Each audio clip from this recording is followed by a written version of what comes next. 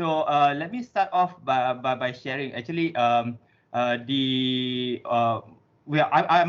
from PJ. But my family, my extended family is actually from Terengganu or not. But the biggest thing that happened in my life, and I think this is the starting point that I want to share with all of you, is that my father passed away when I was very young, when I was 12. And the reason why I start my journey from then was because that was when I was conscious of what I need to do and how I plot my career path. Because my father also had his he was an orphan as well. So we are not from a rich family and so on. But he was bright. He was fortunate that he had uncles who both of his parents died when he was very young. I think by the time he was 8 or 9, he was already a yatim piatu. And he was from Terengganu, and my family, both my parents are actually from Terengganu, and we still have extended family there. But he was fortunate because his uncles were kind to actually take care of him and actually make sure that he got proper education and so on. So he was actually one of the few that actually managed to get a scholarship. And remember, in the 60s, very hard to get scholarships and so on. From Terengganu to actually go to the UK. So he became an engineer. So he didn't have any reference point, right? And I think that's also true for most of you here. I think some of the problems that we have, and I also noticed this among my schoolmates, which is sometimes when you do not have reference point, how do you chart your career and so on?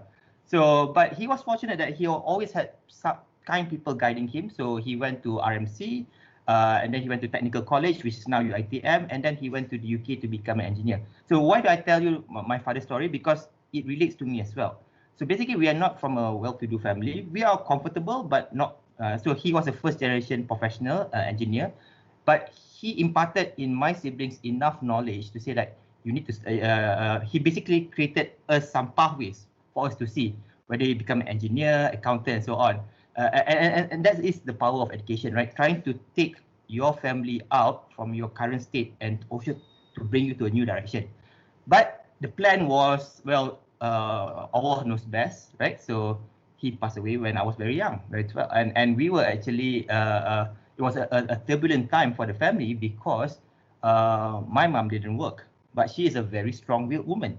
But she made the decision to stay on in PJ or in KL rather than go back to Terengganu, which is easier because Terengganu we have all the relatives. Simply because the education was better in KL, she made that decision, right? So to make sure that all of us get good education, she decided to stay put in KL, but we managed to figure out some ways to make herself economically viable. But I took the decision to go to Johor. And when I went to Johor, I went to a boarding school, Science Johor.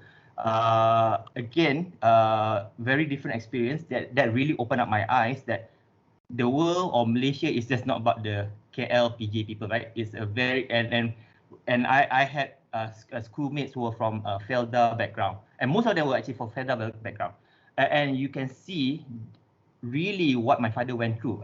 Being to be the first in the family to get university education, you really don't have a path, right? And I will add more to that is that at the SPM, once we finish SPM, another challenge I saw my schoolmates went through is that even those who got better results than I did, they didn't know where to go because simply the pathways, right? Again, it's a question of should I go to university, which university, and so on. So I have this case, and I always share this a lot, which is the best student in our school actually got a Bank Negara offer to go to the UK to do a public to go to a public school immediately, but he couldn't go because nobody in his family dared to sign the form. Not even for the lack of money, nobody wanted to sign the form. So then that really opened my eyes that actually, networking, things that we're doing here today is very, very important because I think for most of you, having to know that pathways and so on, that is really important. So for me, a lot of people helped me over my career. And I think really charting that pathway so that you know what's your options, what you need to do, that's actually more important because you have to make the choice, but you need to make an informed choice. So that's my first point here. You need to make informed choice, but you need to know what's available out there. You cannot make an informed choice if you do not know what is available out there. Okay, so long story short, so I got to a boarding school, and then after I finished my SPM. Again, my mom's direction to us is very easy. So my mom is like the CEO. He says like, if you want to go overseas, you can, but get your own scholarship. So and at that time nobody wanted to sponsor an accountant. I made the mistake. I took social science. So at that time, by the time I was due to apply for scholarship to go abroad, most of the scholarships were actually focused on sciences. But alhamdulillah, I managed to get one from Renong, which now is part of the UEM group and so on. So I went to UK and I met people like Nick. We studied together as well.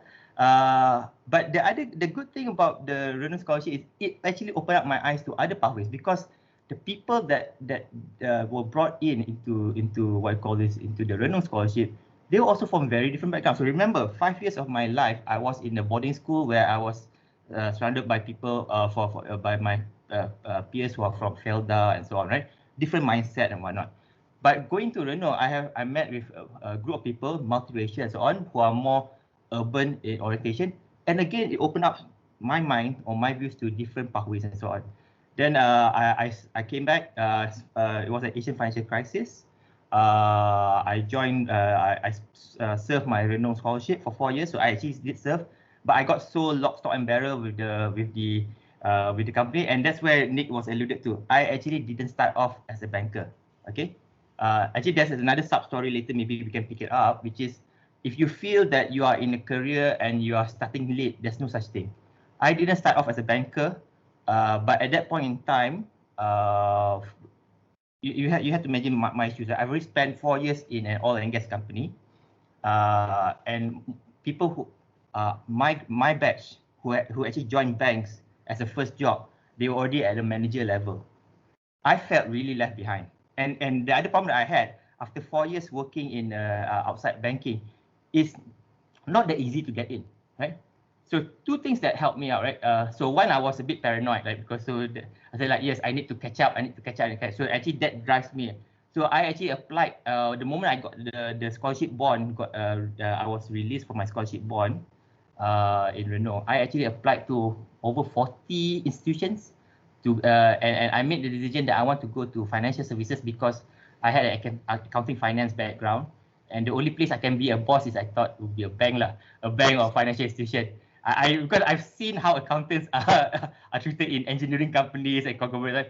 When you're a finance function, you're not the business. And I want to be the guy who actually brings money to the firm, right? So I thought maybe then the only place for you to go is actually a bank, right? So my lucky break actually came. Because the CEO of Citibank back then, Piyush, he was looking for good candidates to join the management associate program. And what I call this, he interviewed me, and he liked he liked me as a candidate. He actually changed the rules because technically I was like borderline. The entry requirement for Citibank Management Associate Program was a master's, and I didn't have a master's because I had to serve my bond immediately. So he said my 4 years of service is equivalent to master's. So he accepted me program. He changed the route, and he also ended up taking a few of my colleagues from who are also ex-Renong scholars who are now released lah. So we all became bankers. And because I always felt that I was behind when I joined that program, I always tried to work harder than to catch up. Until today, I mean, I still feel that I was behind, right? And that continues to drive me and so on. So Citibank, and then from Citi, I moved to HS, and then now I'm here. We can talk a bit more about that, but that's basically the journey. So the other 2 points that I want to highlight to all of you is that it's never too late to start anything. So if you feel that you're stuck where you're at, I know how it feels. I was serving a scholarship bond for 4 years for a company that was making money, but it was not in, the group was financially in trouble. Bonus was terrible. Increment was horrible, right? I couldn't even buy a car, right? And our office was in the middle of nowhere, so I had to take a bus every day, like 45 minutes to a day, and I will smell bad by the time I get to office, right? But don't give up, because always try and open. And you know, out of 40, basically I got 39 rejections, right? Even for Citi, and I'm telling you, and this story I kind of forgotten. Actually, first round, the consultant rejected me. because Citi hired a consultant to do the recruitment process. I was actually I went all the way to the second level. Ni just stop je. Sorry, so I actually went up to the second level interview. They said I didn't pass. The reason why I got called again for an interview by the CEO was because the CEO was very unhappy. Piyush was very unhappy with the candidates that the consultant recommended. He actually pulled all the CVs in the bin. So I was actually, if you want to know, I was actually the CV in the bin. So I think so far it's not a bad. So there's two things. So I know there's a bit long the background, but I thought it'd be useful for all of you to know. You don't really plan your life, but you try to navigate and do your best lah.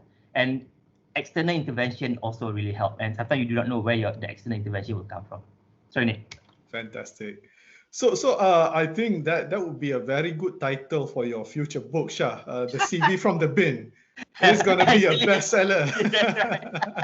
As long as you don't throw the book into the bin lah. Yeah. And also just to reset the room a bit, if you are listening, you can post the questions into the chat. I will read the chat, and then I will then communicate this to Shah if you can. If we have time a bit later, we might also open it to some questions because we also have a number of advanced questions sent by the listeners, and also if you can do me a favor, if you're not speaking, if you can turn off the mic temporarily until the time to speak. So Shah, from your story just now, well, thank you. Firstly, thank you very much for sharing that. I think it's very profound. But the lesson that I hear from your story is that life journey or career journey is not really just about getting straight A's. I mean, getting A's are important, but a lot about your story is about connections with people, it seems. Various people who help your father, who help you. The story about the CEO of Citibank who liked you. So that's my question number one. I mean, how important is it? I think the answer is pretty obvious, but maybe if you can elaborate. And my question number two, what was the conversation that you had with the Citibank CEO that made him sort of like you so much? Because arguably, that is probably one of the key milestones of your career, isn't it? Because from there, then all the wonderful things happen. Can you share? So, just to give for all the audience, look, Nick and I were equally conversant in Bahasa as well. In fact, because we are both boarding school kids. So, but for this one, though we speak English, we can also do rojak. And look, don't be afraid. If you want to ask in rojak or whatever, please just ask even in chat. But please don't use this WeChat kind of language. WeChat, we do not know. The WeChat language, we couldn't figure out. But if you type rojak also, that's fine. We will understand you and so on. Okay, because I really hope that you guys engage and ask whatever you have and so on. Okay, so Nick, you were saying, so one thing is that the word connection here, and I want to be very careful here because connection usually has it does have a very negative connotation, right? So so for me, let me just tell this, right? Tell all of you this. Like for me personally, because my background and so on, I didn't have a lot of connections, but this is very important for all of you. You make your own connections, okay? Connections is not what you inherit. Maybe you're born to a family or your parents know, yes, that's something that you get, right? But inherited connections or connections through your parents and whatnot is not as powerful as your own connections that you create. How do you create connections? Like this, you join to programs like this.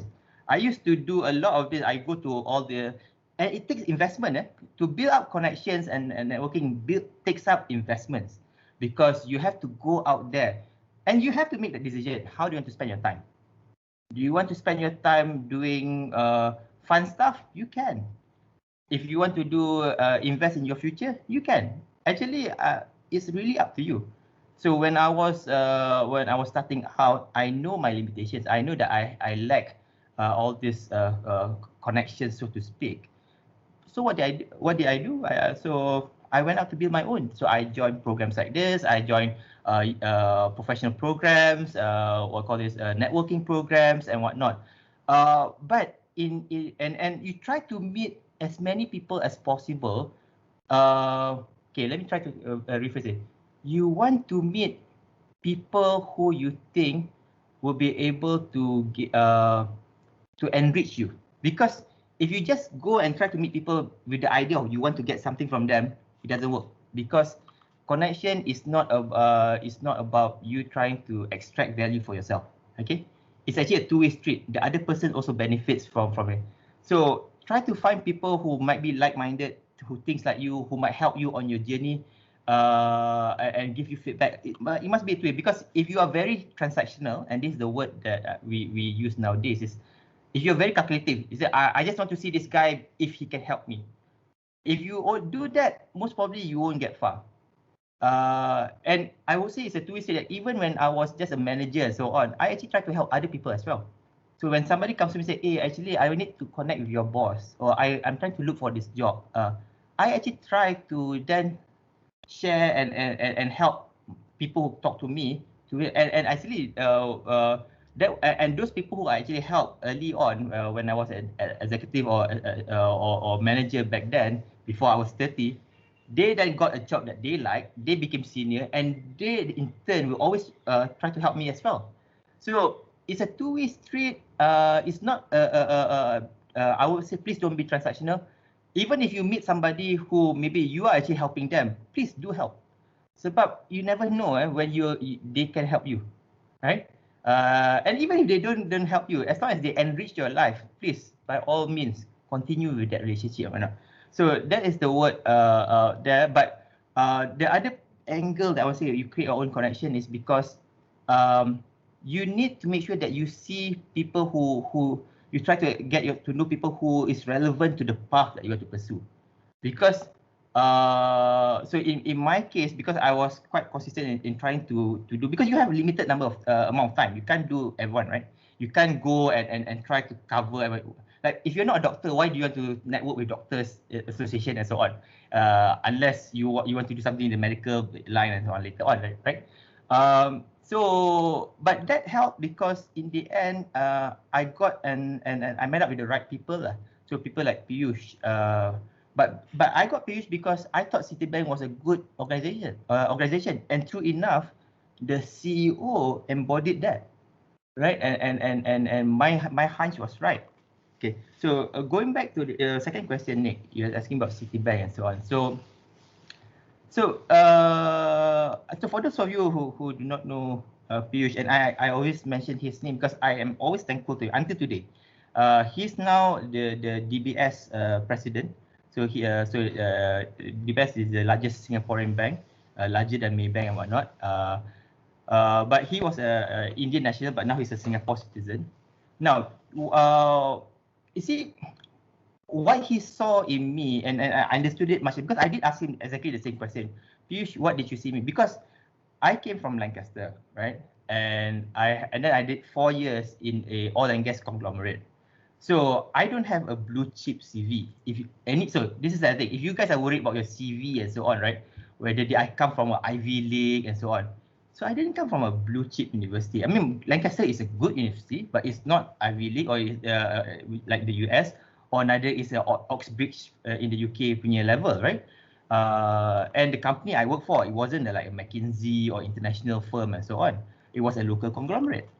So I asked Piyush, what is it about me that you like, right? So he said that actually at his level, and true enough, I understand this, right? What he was looking for is the attitude and the willingness to learn and the intellectual capacity, right?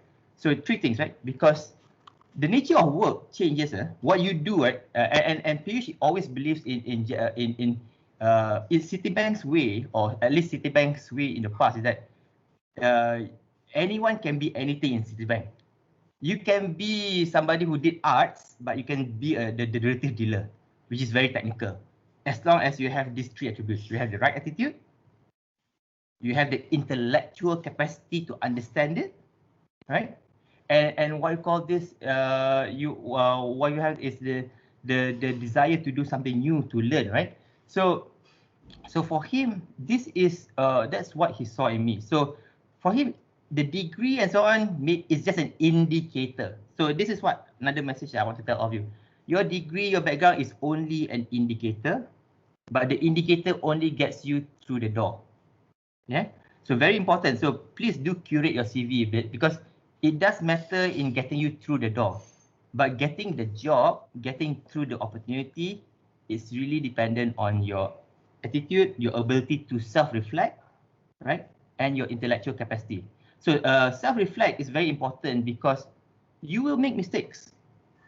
But the ability to self-reflect means you will improve and you will not make the mistakes over and over again. And it also means that you have the capacity to reinvent yourself. So remember, self-reflect, attitude, intellectual capacity. Intellectual capacity is basically simply your curiosity to learn, right? So that was what I love about my time at Citibank. Anyone can be anything, and doesn't matter your background. When I look some of my colleagues, I said, wow, this guy is really doing, he's very smart. And I look at his CV, say, it's not like you're an Oxbridge guy or Ivy League. No, but the guy is brilliant. You wouldn't know it, right? So it tells me it doesn't matter. So just to add this point, this is what we call, and maybe another point that might be relevant to all of you is the sense of imposter syndrome. I felt that. So I felt that maybe the bank made a mistake to select me, right? So when I joined the Citibank Management Associate Program, it is a very prestigious program, and it's not done locally. It's actually a regional program. My peers, I have 40 peers, and these are all regional guys. So once we joined, we went to Manila and Hong Kong for training, and then we got so before we flew to Hong Kong, we got the booklet to see who's going to be in my cohort, right? Everyone else was like Oxford, Cambridge, Harvard, and then all the Malaysians like, okay, none of us are from there. So we got a bit psyched up, right? Okay, so this is very important. Don't lose the mental game. Okay, because we already had the work experience, we said, okay lah, tak apalah, we just go. Because true enough, when we went and meet up and so on, we did very well. The Malaysian group did very, very well because we were all hungry. We were all like, because most of us were from the Renung group, we felt that we lost a few years of our lives.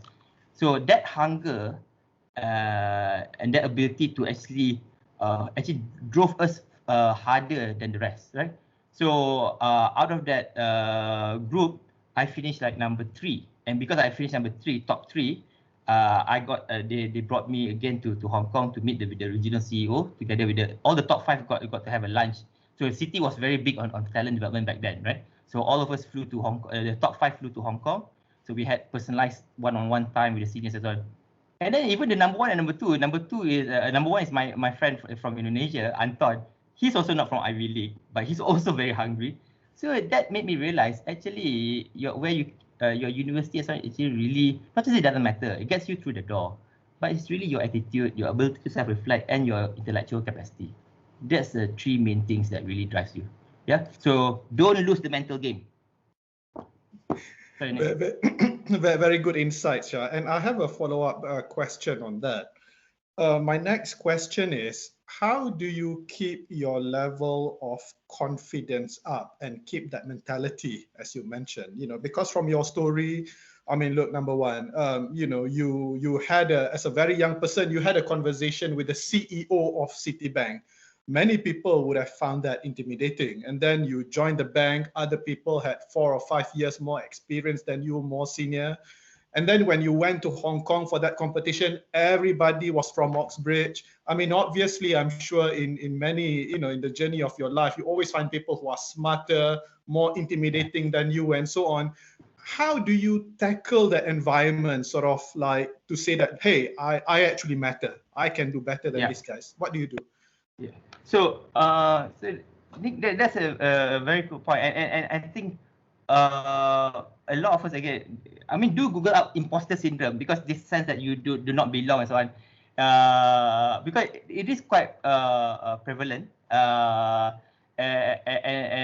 it does affect your confidence, right? And number 2 is also more prevalent in the ladies, right? So very interestingly, at HSBC, they did a study, right? So if there's a job, a manager job that requires 10 things, A guy with only 5 attributes will say, I'm qualified. A lady with like 9 out of 10 attributes will say, I'm still not qualified. Different mentality, right? The guy will always bullshit around that, yes, I can do this. You know, I will tell the boss, yes, I can do this, even though he's only qualified 5 out of 10. But the ladies, even though they have 9 qualities out of 10, they still feel that they're not qualified. And that, in a way, is another way to look at imposter syndrome. Maybe you already qualified, you already have the attributes, but then it goes back to what I'm saying again, is the mental game. So Nick, something that I always tell fresh graduates and so on is this: you can't help have that feeling, right? Even when for me, and I'm just telling all of you here that this doesn't go away, right? Even when every time I move to a new role and so on, from Citibank, in Citibank I got promoted quite fast. So I got promoted 3 to 4 times within a space of 10 years. I moved to different jobs, and then from there I moved to HSBC to look at different portfolio. Then I moved to CIMB to become a CEO. Every single one of these moves is a big change, and you will always, and until today, I still feel like, do I belong? Do I deserve this job? Am I qualified or not? But that's a good thing, because that drives you, right? Is that the only difference is that now, because I've gone through this so many times, that this is just a normal feeling that I have. Just go through it. Okay. So what I always tell people is 3 things. Number 1, show up. The most common response to this feeling of inadequacy and so on is people fail to show up. They get the job offer, they don't show up for the job offer. They are asked to go to a big meeting, they don't show up to the meeting. Right? Show up. That's the first thing that you need to get through. Just show up. It is not that bad. Whatever feeling that you have, that your feeling of inadequacies, just show up. Because just by showing up, you already score half of the battle. You already win half of the battle, right? And you will learn. Even if you can't contribute, you learn by just showing up, right? Number 2, stand out. Don't just try to show up, but say something. Say something. Try to contribute. Doesn't matter if it's stupid.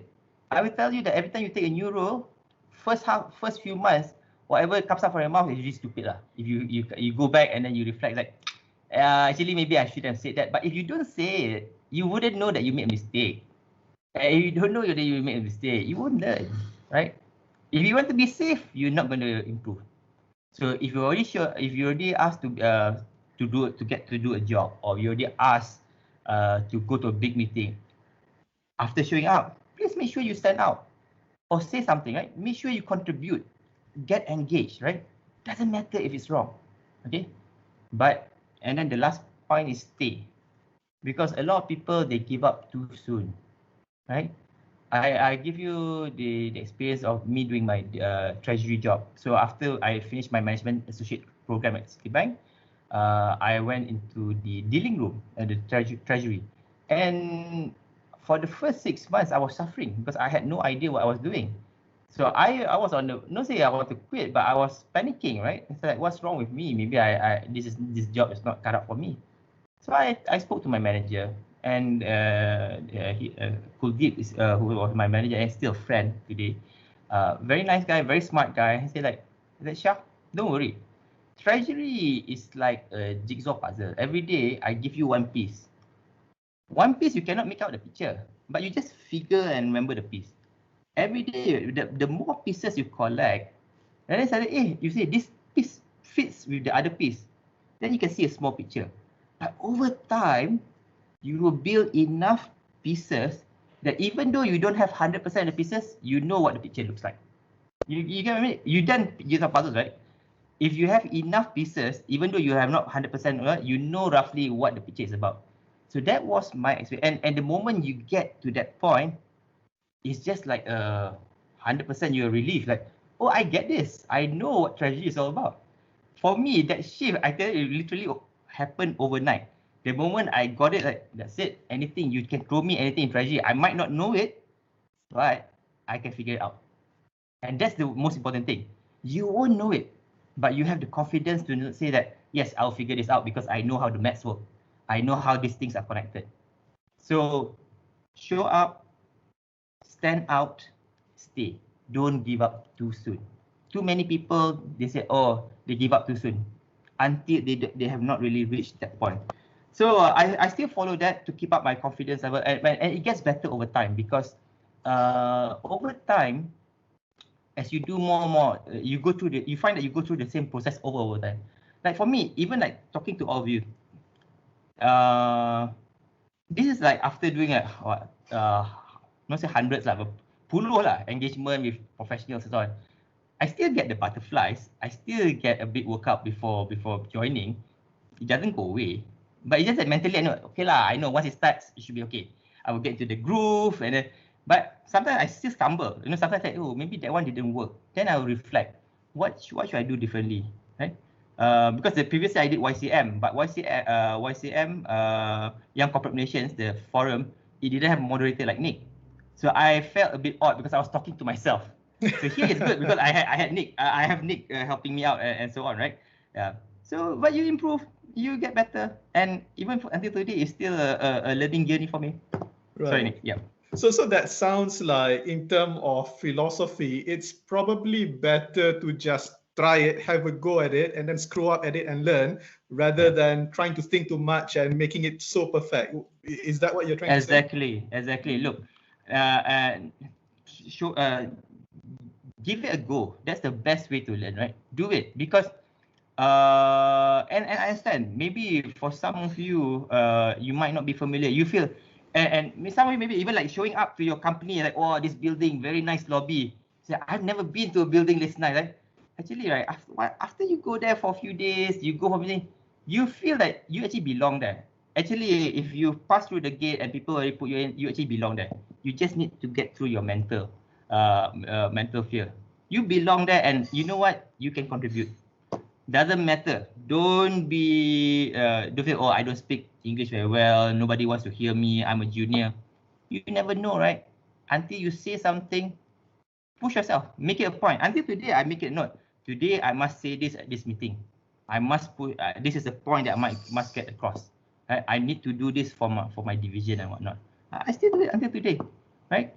So don't worry about it. And the other thing, and this one I actually had to learn from another boss, NG. So she was my boss in Citibank as well. I always admire MG because she has a very thick skin.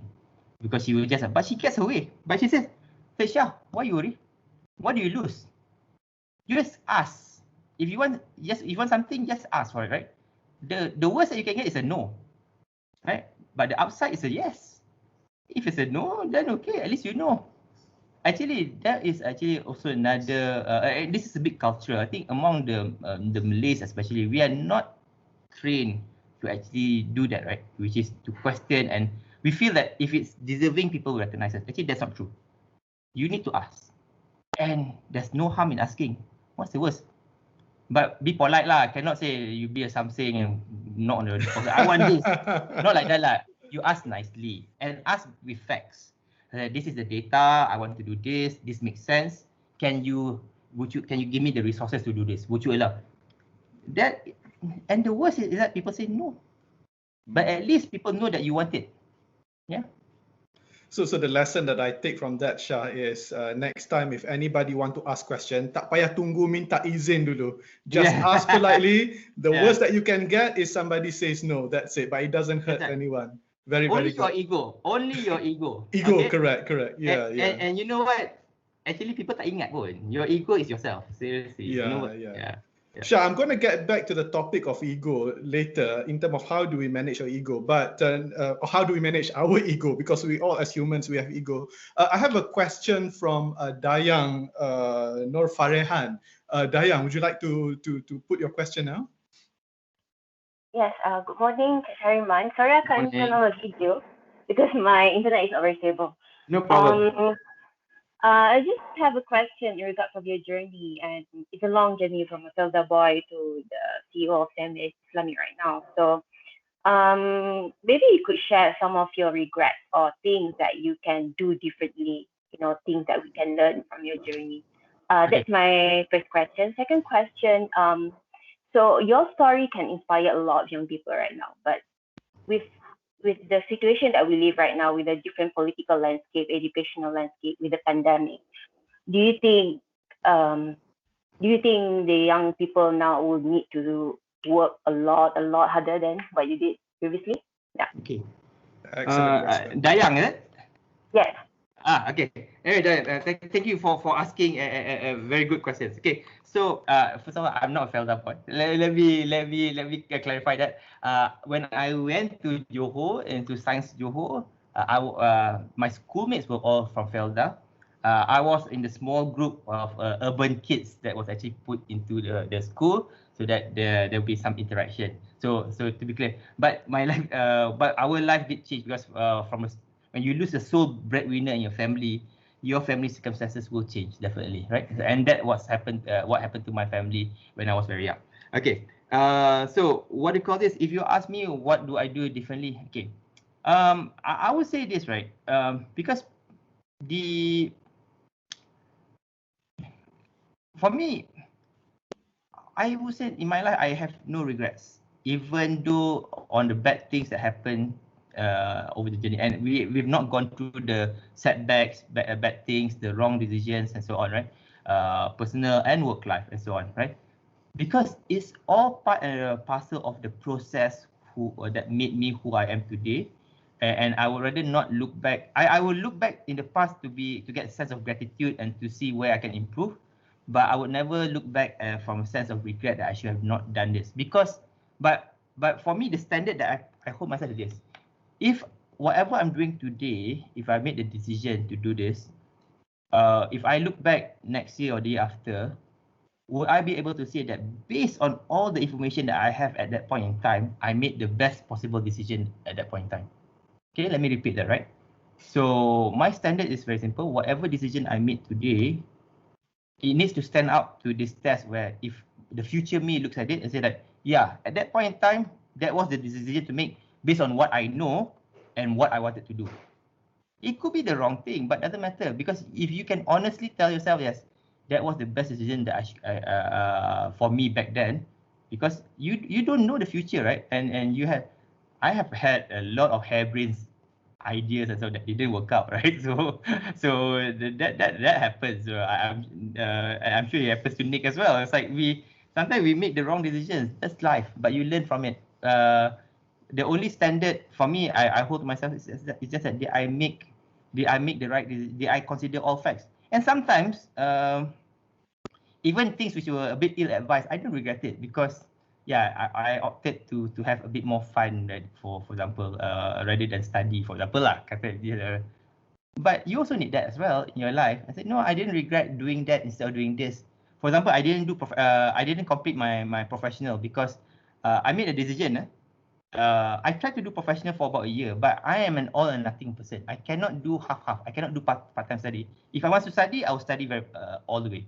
If I want to work, I will work. But I realize that I'm not the person that I will study and work at the same time, because I'm the person that I want to excel, and I can only and for me that means committing everything in one go, right? So I made a decision not to finish my profession. So I did CIMA back then. I think it was a bit difficult because the work that I was doing was not CIMA related. So I put that aside. But that didn't mean that how do I cover that? I went to companies like Citibank and so on, where you get training, you get work-based training. So I went for the Citibank MA program, which is a structured training while you work. I went for the Tiger program, which trained me. I went for the VP program. So what I did was on the job rather than external professional related. So it doesn't mean that, oh, I want to quit, and I made a conscious decision not to have certification from external, but rather I will focus to get internal certification and that to get skill set that's relevant to me. So I wouldn't do anything different because it will lead to a different outcome. Okay. So number two, sorry, your second question, Nick, can you help me? Young people, does young people have to work harder because of Okay. Yes. So I would say okay. And I would say it's not about the political situation or not. It's actually simply because all of you are coming into the workforce or starting the environment whereby we are coming to a change in how the economy is structured, how economies, how people work, and so on. And if you want to study these changes, do pick up things like books to look at the changes during the Industrial Revolution. What happened to the people who are farmers who were not using machines and so on? What happened to them, right? Or the onset of automation, IT. So all this period of changes, we are going through that period whereby there's the old work and there's the new way of working. And where I say you have to work harder is this. Plan your career not based on roles, okay? But plan your to protect yourself. Plan your career based on skill sets that you need to pick up, okay? So if you have the right, so you have to make a call. What are the skill sets do I need to have now to be relevant in the new environment? Because the role might not be created. And I tell you today, I'm also still working on creating new roles because the way even for the bank is working or interacting with the market is changing. So I'm creating new roles every day. It's like, oh, I need somebody to integrate the banking side and the fintechs. So I have an integrator now, which is something that didn't exist last time. I need project managers to become integrators. I need people who are able to use data analytics to then directly feed into the products, you know. So a lot of the roles that I'm looking to create now is something that didn't exist 10 years ago, even 5 years ago. So for all of you who's coming into the workforce and so on, then you need to protect yourself by making sure you have the right set of skill sets. What is the right set of skill sets? That's really up to you, based on what you want to do, right? Is it data science? Is it programming? Is it financial maths?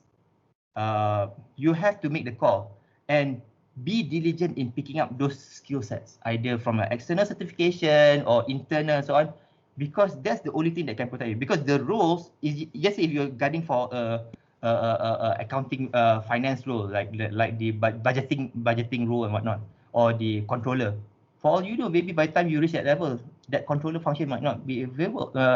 It might be an AI churning out reports telling the firm this is what you're supposed to do, giving insights that maybe a human being might not have. So maybe they might have reduced that function, right? So the only way for you to protect yourself is to make sure that you have the relevant skill sets. The relevant skill set is basically what you want to achieve in your life, in your career. Okay, brilliant.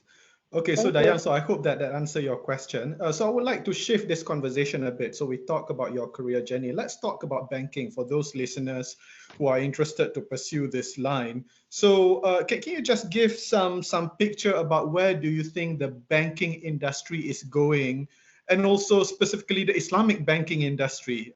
So people can learn a bit about banking today.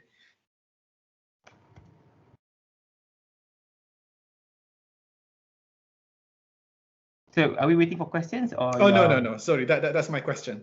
Oh, sorry. Okay, where do you think the banking industry is going today? Yeah. Okay. So it's a good connection to the earlier point. So honestly, the banks are changing and adapting, right? So we know the trends. So we know the environment that we're going to operate in, and we also know the challenges. Digital, I think, is well known out there that as we figure out and integrate the use of what call this data into our work, because we now have more sensors integrated into our lives. More sensors mean so from your handphones, from your, if you have IoT, even for your devices. So more sensors mean you have more data coming in, and the party that's able to use the data the best and wield the data really that's the name of the game lah. So we are adapting to that changing. So it's no longer, so even for customer service to have better customer service or to have relevant product, it's all dependent on our ability to use the data and so on very well. So what it means is that as we change our business model, what we do doesn't change. We provide financial services doesn't change, right? But how we do it, how we deliver the service, that will change, right? Is it in partnership with other parties, with the fintechs? Do we go? Are we at the front end or are we at the back end? Do we have branches or do we have scaled down branches? And that's changing because the demographics are changing and the customers' expectations also changing. So like branches, for example, and I'll say okay, maybe I'll use this example, dealing room, right? FX dealers. So when I first started my career in Treasury in the FX side used to have a lot of dealers whose job is just to call customers, say what's FX trade do you want? They give the market overview, and then customers say I want to buy, exporters and so on, say, or importers say I will buy this currency and whatnot, and so on. They'll do that.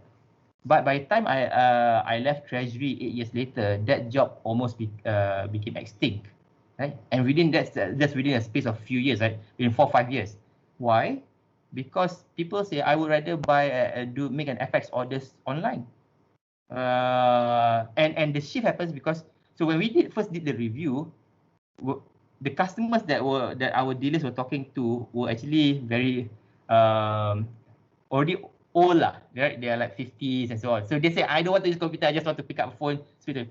But the moment they retire, the person who replaced them are actually people who are very the young generation who tech savvy, say, I don't want to talk to anyone. I just want to show me the price on the computer, I will hit it because I want to compare and whatnot. So it's a binary shift. Overnight, within a few years, we saw a lot of our customers retiring. The person that we did, and the person who replaced them all said, I don't want to deal with a human being. And suddenly the whole job, FX dealers became extinct. The only FX dealers we have nowadays are actually the one that advises customers. So the dealer themselves are no longer just taking orders, but they have to change their role to become advisor. So fewer people, so maybe out of 10 now, you only need one guy who's really experienced, who's actually able to give customers views. And even then, customer will still hit us or make orders through the system rather than call over the phone. So the work remains, right? You see, people still need to do FX. They still need to convert, right? But how they do it has changed. They want to go through the system, but they will still need advisors. So the dealers that remain needs to scale up to become an advisor. But there's only one job lah. Out of 10 jobs, dealers, there's only one left. And those who are good at giving the advice, that's the guy who stays lah, the person that stays. So that's the outlook for me. I think that team, the services is the same. How we deliver it change. The question is, where are you? If you're coming to the banking side, which role? You don't want to be the dealer who's no longer relevant, right? If you want to still be a dealer, you want to be that one guy, right? Who gives it. So that's the thinking that. But there are also other jobs, because when we want to offer the FX through the system, then you need programmers and whatnot. So while there are jobs that disappears, but there are also other jobs that appears. Okay. So Sari has raised her hand. Sari, would you like to say something? Yes. Thanks, Nick. We just realized that we have a bit of technical problem with the chat function. So for our participants, if you would like to ask any question, just use yang ada smiley face and then put up your hand there. And fantastic. then our moderator will pick up if you have the time. Thank you so much. Okay, very Tak good. boleh type. You have to then unmute your mic and ask your question. Thank you. Fantastic. Okay, so for those who want to raise a question, please raise your hand or virtual hand. Okay, I see a question from Lisa. So Lisa, would you like to ask a question, please? Hello, my name is Lisa. Thank you for taking my question. I have only one question in terms of career progression. I personally feel that career progression depends really on the people that you brush shoulders with. And in an institution as large as Citibank, it is not easy to brush shoulders with the correct people. I mean, if you are sort of in a branch, then the highest level person that you're in contact with is the branch manager. So as someone, as someone who is looking at it from the outside, and then they're sort of choosing to go into positions of leadership, I feel that they have to choose what kind of skills to equip themselves with in order to get into the right department, in order to brush shoulders with the right people. So my question is, do different skills have different considerations or weightage in terms of having the opportunity or shot at positions of leadership? And if they want to be, let's say, in a position similar to yours, I mean, what can get them there? I mean, if they join as someone in IT, then that's the furthest they can go, right? Okay. Thanks, Lisa. So, let me try to answer this. So there is this particular piece, and unfortunately, for some reason, I'm going to quote a lot of Piyush today, but because maybe that's the point of my career. Okay, so interesting you mentioned IT. Do you know that Piyush and his peers, Citibank used to have an operation out of what you call this operation out of India, which didn't make money, but the sole purpose is actually to recruit, and most of them actually start from back office. So Piyush's career was not in the front line, and now he's the president of the bank, right? He actually started from operations and technology. He's actually a techie, but he never limited that for him because I had this conversation with him whereby he said like, okay, since you did very well for your training, I want you to follow my career path. I was like, oh no, he's going to put me in operations and whatnot, right? And true enough, he wanted to put me in operation because he went through that path. He went through the operations and then middle office, then he did front office roles. And for him, it made him a very versatile banker and whatnot. And until today, you cannot bullshit him. Or even for his peers, he's not the only one. I have met a number of Citibank seniors who came through the same program because they came from back office, middle office, and then they go to the front line. You cannot actually pull a wool in front on their eyes because they know the bank inside out, right? And it actually makes you more resilient or a better banker. Okay, so coming back to that, what do you call this? The question. So I asked him and how do you career progression, right? And exactly that you are asking me. So he told me, and he was thinking about. He said 3 things. Number one, always make sure that you let people know what you want. Not demand, right? Just say if you want a particular role or you want to do something and so on. So in my case, I wanted to do Islamic banking. And when I joined Citi didn't have a Islamic banking. So I told Piyush, it's okay. I'll join, you train me. But if you ever create Islamic banking and so on, please put me up for it, right? So I did, and I always go around tell people, yes, I would like to do Islamic banking if the bank ever do. But I still do my day job.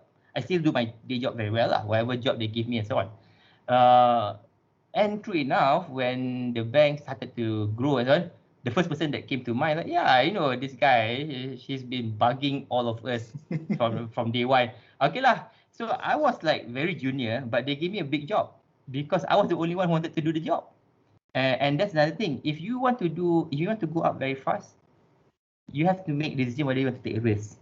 Do something that people do not want to do. And for me, the risk and reward works. I've always been doing this. It has, alhamdulillah, I've been able to generate some success out of it, show results, and that propelled my mind because, okay, who do you want to promote next? Oh, this guy is the only one who's doing Islamic banking. There's no competition, right? So they just push, and when bank guys says, oh, Citibank, can you do more Islamic? I'm the only expert. So by the time I was early 30s, I was the only expert in the bank. I don't think I was a fully expert, but I was the only one who's willing to put my neck out to do this, right? So you reap the reward, but it is a high risk strategy because there's also a lot of people who pick up to do stuff and then that thing didn't work. Then you also fell by the wayside, but you learn from the experience. So you have to make a call. If you want to go up quickly in the organization, if you assuming that you work in a big organization, the fast to take risks in terms of doing a role that's safe, everyone is doing it, it's very hard to get noticed because you'll be one of many. If you do something different and actually it's impactful, you'll be noticed, right? Okay, so that's what, make sure people know that what you want, right? Try to repeat it over so that they always think about you. So number 2, he said, and this is quite interesting, he said, hang on to the coattails of people that you think who you admire and so on. So coattails ni, if you mean it, orang pakai jacket, the long, it's like the belakang lah. So basically what it means, so I had to look up what the expression means, hang on to the coattails. It means that if you have a good boss, and you respect, you know that this guy is a star in the firm, in the bank, and people really work with him, always follow, he or she, always tag to him, always be in the team, because if the guy is a star, he's going to go up very fast in the organization. And when he goes up, he needs to bring people that he knows along. Because that worked for Piyush. So when he worked with somebody who he admired, and the guy was actually a star in the firm. And when the guy went up, he also went up quickly through the ranks. That happens because even for me, when I move, I try not to bring people, but I will always need 1 or 2 people from my old shop because it's somebody familiar, right, that you can work with. And most CEOs are like that. They will have one of the. So if you have somebody you find that you admire and you think he's a star, and but you must contribute to him lah. You can say, oh, I like you, you're very smart, but you don't contribute. He will only bring people who can contribute, right? If you can really work well with he or she and so on to deliver. But if you can't contribute, he also cannot bring you lah. He doesn't want to bring luggage. He wants to bring people who can actually also assist, right?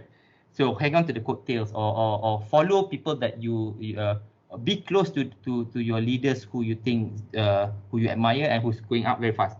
And the third thing is don't whatever job that you're given, take it as an opportunity. And this is very important because there will be times sometimes you be out of position, meaning you get into a role that is not the greatest role. That is actually a test, mental test, right? Because people sometimes when they get into that position, like, oh, this is not what I want, this is not my career path and so on, they misbehave. They say, no, I don't want to do this. They create a lot of, but you're actually hurting yourself. I've seen a lot of people, and even people who are put in cold storage and as you become more senior, that becomes a reality. Sometimes you make mistakes in the firm will have to, not say punish you, but you are out of favor lah. They put you in an area, but it's really up to you. Because I've seen some people actually turn around and say, oh, you give me this, you give me admin, I'll make this the best admin for the bank. I'll change the system. And then over time, oh, actually this guy, I even know I tried to put him cold storage, but he tried to redeem himself, do a good job out of it. And then you'll be back. So in my careers, I've met so many CEOs that they have had times when they were out of favor. And the only difference between them and somebody who's miserable and out there and complaining is they don't take the setback as a setback. They say, okay, you give me this, I'll do the best job possible for this. Why? So for me, that's very relevant as well, because how I finally ended up in the Islamic role in Citi was, I was given an operations project. Very simple project. It's just check outsourcing. But I did a very good job out of it that when it was reviewed, it was flagged out as one of the best projects that was done by the MAs and whatnot. And it was an execution project. Most people say, yeah, check processing, what's not sexy, right? It's just dealing with vendors, making sure it's safe. So, but I did a thorough analysis to make sure it's security. And by the time I finished that 3-month project, that project actually got executed. Usually as an MA, your project is just paper. It's not an execution project. So my project actually got executed, right? So the clinch was this. Because I did such a good job for the head of operations, because he was my boss then, he marked me that, yeah, this guy boleh pakai lah. His friend was the head of treasury, and they were having lunch. And the head of treasury said, hey, actually I need a dealer. I have a problem. I need a dealer because my Islamic books is growing. I don't have a dedicated. So 2 things, right? I always told my boss that I want to do Islamic, and I did a good job for him, right? So I said, oh, actually I have this guy. He doesn't have any dealer role, but he likes Islamic and he did a good job for me. Why don't you try him out? That's how I got a job. Actually, there were like 10 other people who wanted a dealer role. I was the only one who didn't apply but got it. So you never know how all these things work. I'm telling you this. Just do the right thing. Just do a good job. Just make people know what you want. Because you never know how it adds up together. It's amazing because everybody wants to be a dealer. Because if you're in treasury in a bank, the pay is different, the job is better, it's more exciting. I was the only one who didn't apply but got the job. So, yeah. Very interesting, Shah. But you know, the key thing there is that you have to make your what you want known to other people. But don't you think, I mean, I might be a bit controversial here, but don't you think in our culture it sometimes can be perceived as rude or biadab to tell people what you want, and then people will say, oh, lah, ni macam nak sangat ni, just, don't you think that can be a problem? So you're right, because so the way and the manner you do it is very, very important, and you need to figure this out as well. You need to suit it to your organization, right? A more conservative organization, let me put it this way, like, if you're an organization that's a bit more Malay-ish and so on, sometimes this becomes a problem and so on. Multinationals for me was good because multinationals was an open door policy. You can say whatever you want as long as you say politely and you have your points. You have valid points, people will answer. So you need to suit it to the environment that you are in. But you know what? In every organization, even because I have worked in when I served my scholarship bond and so on in more GLC like environment and whatnot. There will always be parties who are sympathetic or who thinks like you, who's open. Identify them. They might not be relevant to your work. They might be a manager somewhere else. Identify all these individuals who are open, who's willing to hear you out, and engage them. And that's another way of doing it. But again, sometimes some of these things like going again is how you do it. Don't go and tell people that yes, please you must give me this. Nobody likes an ultimatum. But nothing wrong for you to say that, oh, actually I have a very strong interest in this particular thing. But strong interest alone is not enough. You must show that you're doing something. So just say if somebody tells me that I want to do Islamic banking, okay, but what are you doing now? Because you say that if you're not in the Islamic bank, right? I'm doing this certification on my own. That signals to me that you're serious, because everybody wants to do something. Right? Everybody wants to do fintech, yeah. But what you want to do fintech? Are you learning something so that you can do something in fintech? Like is it programming side? Is it data side? But you setakat, oh, I baca magazine and this sounds interesting. Doesn't show me commitment lah. I need to see commitment from your end lah. That you want to do something about it. Then I can recommend. I say, oh, actually this guy, he has that commitment and whatnot, right? Yeah. Fantastic. Okay, so Shah, from your story, it sounds like you've kind of like always had like a very clear direction where you want to be. You said that very much at the early part, you wanted to be in Islamic banking. You make your intention known. So there is a question from a MAC member here. But how do you know if you are in the right career path? Is there any indicator to measure it? So maybe I tell you the story of my wrong career move, right? Okay. What people don't know, actually at one point, I thought I wanted to be a management consultant. Okay. I actually left, and this is not in my CV because I left Citibank for about 11 months. I didn't put it in my CV because Citibank treated as me trying to figure out what I want to do. So when I rejoined, they continued my service from day one. They didn't see that as a break in service lah. So but I actually left the Citibank to join a consultancy outfit called Bina Fikir, but it doesn't exist anymore now. You can Google up Bina Fikir and so on, but it was a management consultancy plus a corporate finance shop. So I thought at even when I was in university, oh yeah, management consulting sounds interesting, right? Because you go and you learn, you try to help company to do better. You talk to the seniors, and for me, I'm always curious about everything, right? So I can learn and read about a lot of things and then try to distill and give good advice. Very idealistic view. Man, I hated the job, man. I suffer every day. Like, why am I here? Why am I here? I got the job that I wanted. I got the role, and it was as it is. But honestly, I didn't enjoy it. And remember earlier on, I said stay and so on. But you also need to make a critical assessment. I tried to make it work for 11 months. And then I was brutally honest, because I would say like, yeah, if I'm really serious about being a consultant, I should stay on lah, right? And so on. But in the end, I said, I did an inventory of who I am as an individual, what I like. Because now, by this time, I already worked for about 6 years. I already have a view, understanding of who I am in terms of what I like and so on. So I said, actually, no lah, it's okay lah. I think working in a boring banking job is okay, because I like the work. I can do it very well. I know I like treasury work. So I did an inventory. I said, actually, management consulting, while it is sexy, it is true. You meet CEOs, but you work non-stop lah. You work, I had no control over my life. But that wasn't really. It wasn't the time. It's actually really that I didn't feel I was connected with the work. Maybe I should have returned, but I made a decision after 11 months. Yeah, that's not for me. So fortunately, my bosses were waiting at Citibank. So have you had your fun? You realize your mistake or not? You want to join back or not? So they gave me another offer. So I rejoined, and so think, okay, that's another thing, right? When you want to leave a bank, a firm, please do it nicely. The reason why I could rejoin Citi was I did it properly. You know, I told them why I wanted to leave. And, you know, it's not like a breakout, like, oh, I hate you kind of thing. No, don't do it, please. Because you never burn bridges.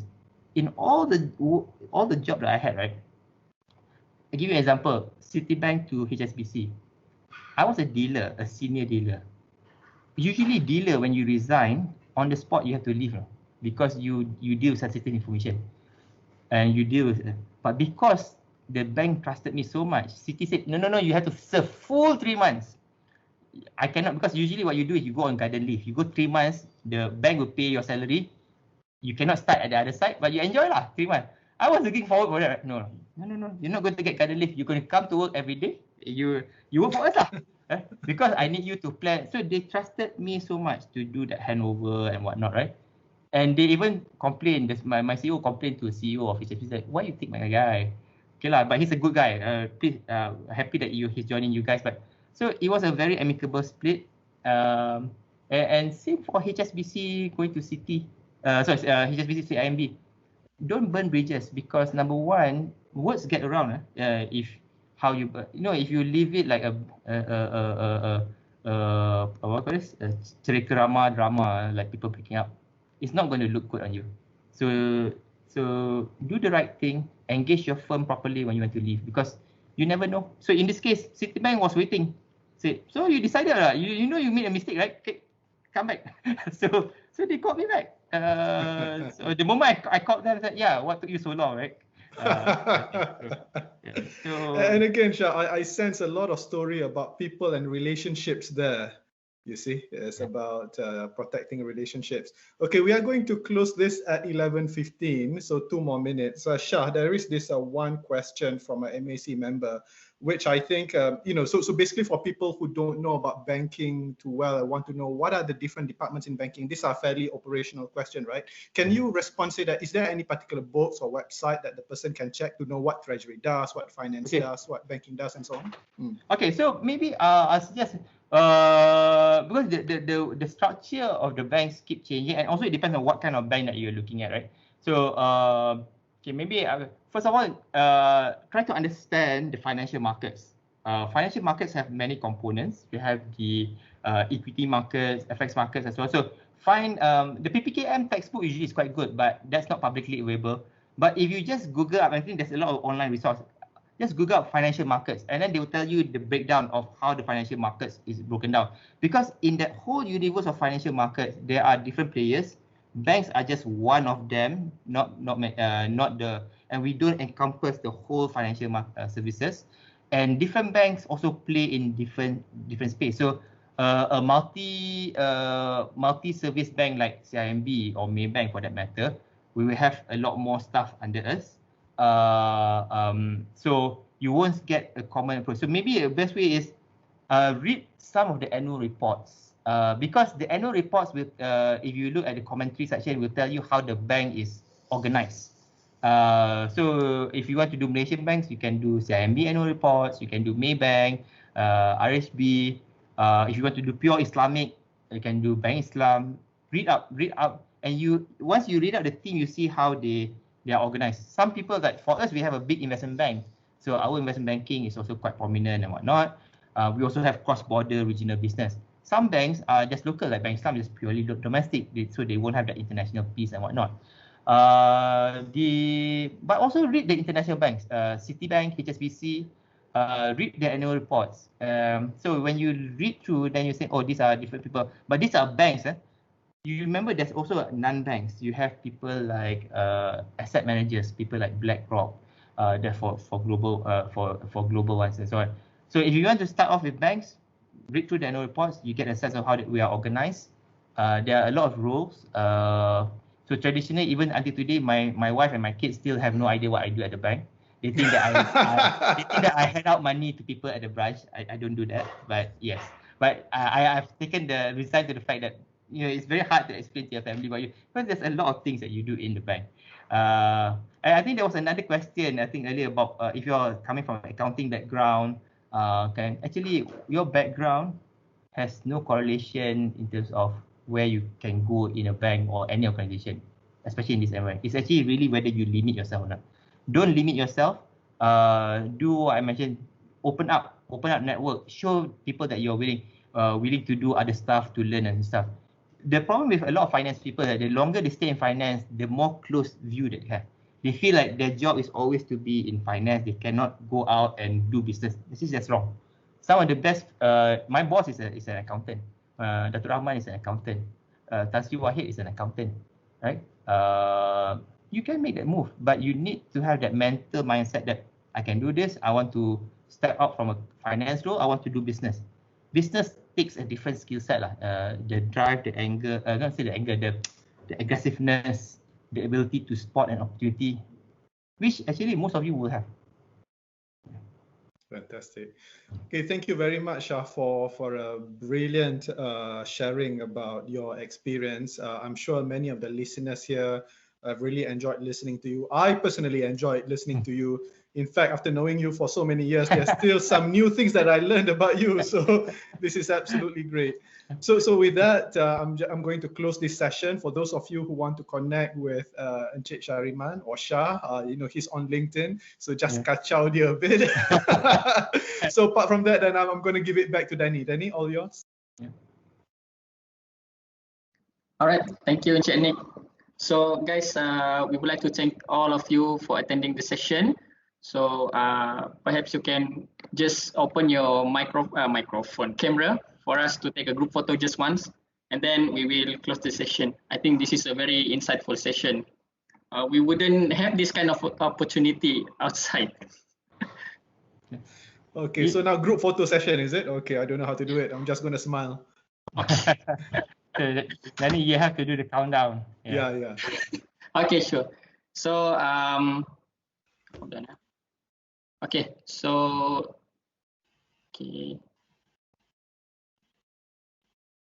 okay. 1, 2, 3. Dapat dah? Dapat. Okay, hold on. One more. Right. 1, 2, 3. Okay, thank you guys. Okay, thank you. Fantastic. Thank you, everyone. Okay. Thank you so much. Okay, have a great day. Thank you, Shah. Thank you so much. Thanks, Nick. Thank you. Thanks, it's a pleasure. Thank Okay, you. bye. Thank you. Thank you.